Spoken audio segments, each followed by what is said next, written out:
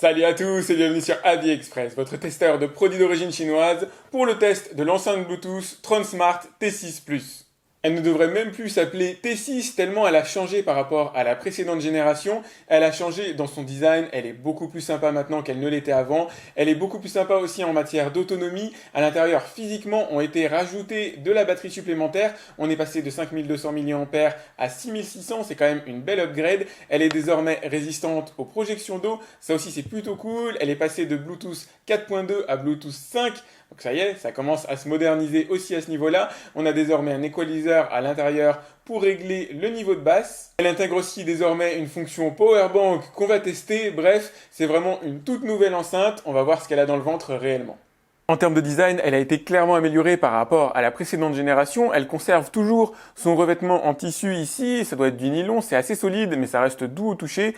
C'est surtout le panneau de commande en haut que je vous présenterai un petit peu plus tard qui a changé. Elle est vraiment tout simplement beaucoup plus jolie qu'avant, beaucoup plus soignée. À l'arrière, on va retrouver le principal panneau de commande. Ici, vous avez l'entrée micro. Ici, vous avez la possibilité de changer de piste notamment. Ici, vous avez la possibilité, et ça c'est assez original, de connecter deux enceintes du même type en même temps. Vous restez appuyé 3 secondes ici et vous allez pouvoir brancher deux T6 Plus ensemble, ça c'est quand même plutôt cool. Par contre effectivement il faut acheter les deux. Ici vous avez l'équaliseur qui va vous permettre de régler la basse, c'est pas un équaliseur qui permet de régler les aigus, médiums, etc., de régler les fréquences, c'est uniquement accroître ou pas la basse, et de la basse elle en manque pas, donc c'est un sujet assez intéressant je trouve.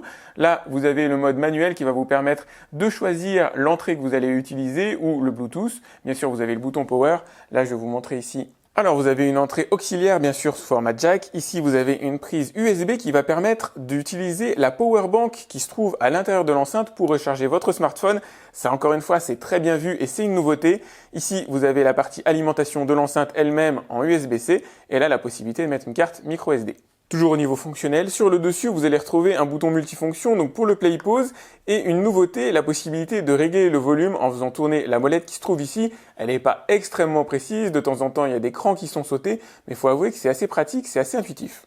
En dessous, vous avez la voix dédiée à la basse, avec ici des petits pieds qui laissent quand même passer le son lorsque l'enceinte est posée comme cela. Ça, c'est quand même plutôt cool. Et franchement, de la basse, j'avoue, il y en a pas mal. On va voir ça tout de suite. L'appairage est une véritable formalité. Vous allumez bien sûr l'enceinte ici en restant appuyé environ 3 secondes. Hop, ensuite, dans les paramètres Bluetooth de votre smartphone, associer un nouvel appareil. En ce qui me concerne, je suis sur le OnePlus 6 là pour le test. Il devrait la trouver vite, voilà. T6 Plus. Donc on est bien sûr sur du Bluetooth 5 maintenant sur cette génération-là.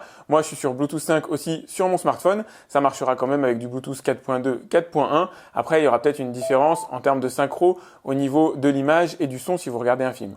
Alors c'est pas forcément simple pour moi de vous laisser comprendre un peu l'ambiance sonore que peut dégager une enceinte. Donc je vais faire au plus simple, je vais vous faire écouter un petit peu.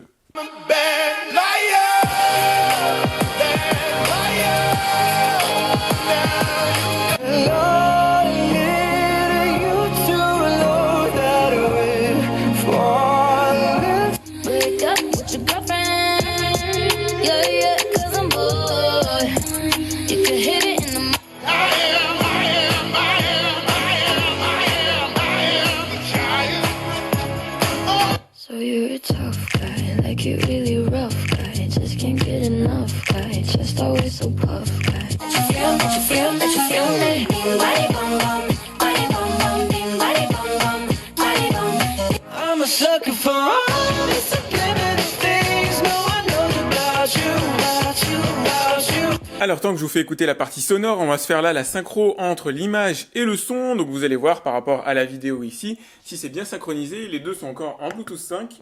Salut à tous et bienvenue sur AliExpress, votre testeur de produits d'origine chinoise pour le test des Redmi AirDots. Il y a peu sortaient les Xiaomi AirDots et maintenant on a les Redmi AirDots. Redmi étant une marque de chez Xiaomi, un petit peu comme Huawei avec Honor. Redmi a tendance à se différencier, à s'émanciper, même si là, la différenciation est assez ténue, on va le voir dans ces écouteurs. C'est pour ça que le test est vraiment intéressant. D'ailleurs, je vous ferai sûrement un comparatif entre les deux, une bonne raison.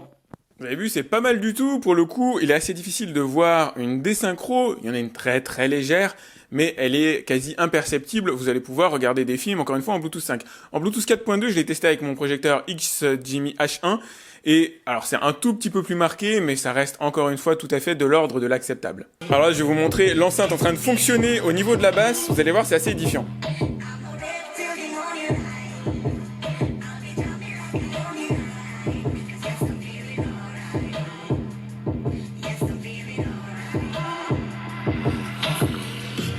Alors la basse, c'est clair, elle en manque pas. Moi, ce que j'aurais aimé à la limite, c'est plus qu'il y ait un système de positionnement ici à l'horizontale afin de laisser la voix s'exprimer totalement. Elle est très légèrement étouffée en la positionnant comme ça, même si ici l'enceinte est légèrement rehaussée, ça reste environ 1 mm de sortie pour la basse. Moi, je trouve ça un peu dommage. J'aurais aimé avoir une position par exemple de ce type-là qui lui permette de s'exprimer. Alors ce que j'ai remarqué au niveau de la basse, c'est qu'effectivement on a un très bon niveau dès le départ alors que j'ai pas allumé l'équaliseur.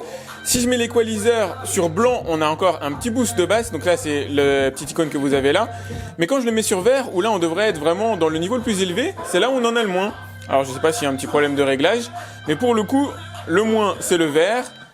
La position normale, il y a déjà pas mal de basse. Et la position blanche, alors là effectivement on a quand même un bon boost qui se fait. Alors là, je vais tester la fonction de batterie externe. Hop, ici c'est du FLAC. J'ai fait aussi quelques tests en FLAC pour voir la qualité du son. On débriefera de ça à la fin. Donc là, je vais le brancher. Hop, c'est bon, ça fonctionne. Il est bien en train de charger mon smartphone. Allez, c'est le moment de débriefer sur l'enceinte T6 Plus et du coffre. Elle en a avec la basse, effectivement, que lui confère ici la petite voix qui se trouve sur le dessous. J'aurais aimé qu'elle soit légèrement plus surélevée pour pouvoir s'exprimer un petit peu mieux. Mais très sincèrement, pour une enceinte de ce format-là aujourd'hui, ça va être très difficile de trouver un niveau de basse concurrent que vous allez en plus pouvoir régler avec l'équaliseur intégré. Là, j'avoue, c'est vraiment banco. Elle est top à ce niveau-là. Si vous aimez la basse, faut vous jeter dessus. En termes de qualité de son, il manque des médiums à mon goût, ce qui signifie que si vous voulez regarder des films avec, on ne sera pas dans la version idéale en termes de son que moi j'aurais aimé obtenir. Au niveau des musiques, c'est très correct, encore une fois, j'aurais aimé avoir un peu plus de médiums pour magnifier un petit peu plus les voix, c'est-à-dire avoir un son sensiblement moins étouffé qu'on peut avoir souvent sur ce type d'enceinte-là malheureusement, ça aurait été plutôt cool. Effectivement, il va faire la part belle au son d'ambiance, il va faire la part belle aux basses, on a quand même quelques aigus à l'intérieur. Pour moi, il manque surtout des médiums qui permettent de mettre en valeur la voix des chanteurs, la voix des chanteuses. Ça, j'avoue, ça aurait été le plus qui me manque aujourd'hui sur la T6 Plus et c'est un petit peu dommage. En termes d'autonomie, 15 heures, franchement, on est à l'aise. On est encore une fois dans ce qui se fait mieux aujourd'hui avec la possibilité de recharger votre smartphone si vous en avez besoin et ça peut être nécessaire effectivement si vous l'emportez avec vous. La résistance à l'eau fait que de toute façon, vous allez pouvoir l'emporter avec vous. Elle est véritablement faite pour ça. Elle a un format, je dirais, elle est type 2 grosses canettes de coca, grosso modo. Voilà un petit peu ce que je pouvais vous en dire. Elle est quand même plutôt sympa. Elle est assez bien positionnée en niveau tarifaire. Elle n'a pas une grosse concurrence aujourd'hui en termes de basse. On a maintenant 40 watts à l'intérieur. Et c'est vrai que dans ce genre de format-là, trouver 40 watts aujourd'hui, c'est quand même relativement difficile, en tout cas à ce genre de tarification. Donc du coup, elle se positionne plutôt bien. Si vous avez aimé ce test, mettez-moi un like, c'est important pour moi. Je vous ai mis le lien comme d'habitude dans la description si vous voulez l'acheter. N'hésitez pas à vous abonner si ce n'est pas déjà fait. J'ai d'autres tests alors d'enceintes, d'écouteurs Bluetooth à venir sur ma chaîne. Et moi je vous dis à très vite pour un autre test de produits d'origine chinoise sur AviExpress. Salut!